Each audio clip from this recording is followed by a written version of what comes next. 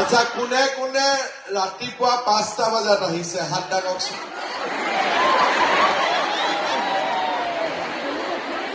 7টা বজাত কোনে কোনে আহিছে আৰু 8টা বজাত কোনে কোনে আহিছে 8টা বজাত অহা কোনো নাই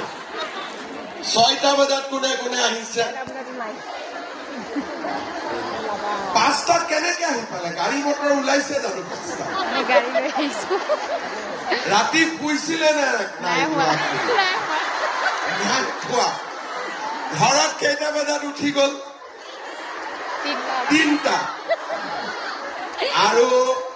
ইয়াত আহি 5টাত পালে নে ঘৰৰ পৰা 5টাত ওলাইছে ইয়াতে আহি কেইটাত পাইছে 5টা ঘৰত চাহ কোনে বনালে আজি নাই বনোৱা কোনেও বনোৱা নাই নাই বনোৱা কিবা খোৱা বোৱা কৰিলে নে নাই আপোনাৰ নাই কৰা বিমল কি হব এটা বিমলে খুৱাব না নাই কিবা খুৱাবা ঠিক আছে অন্তত খুৱাব আপোনালোকেতো খাব ঘৰৰ মানুহজনে কি কৰিব এতিয়া নেখালো নাই আজি নহব নিজে কৰিব লাগিব উপায় নাই বনোৱা আছে আচ্ছা যি নহওক আপোনালোকে 3টা বজাত ৰাতিপুৱা উঠিছে 5টাত ইয়াত আহিছে 12টা বাজিলে চেক লওঁতে লওঁতে 2টা বাজিব আৰু ইমানখিনি কষ্ট আপোনালোকে কৰিছে তাৰ মানে সকলোৱে মনত এটা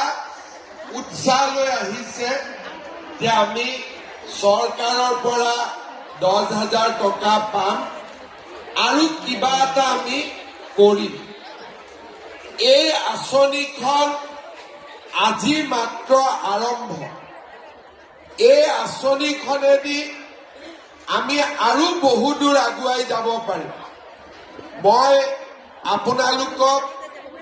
মোৰ ভাষণৰ জৰিয়তে আপোনালোকক মই বুজাবলৈ চেষ্টা কৰিম যে কেনেকৈ এই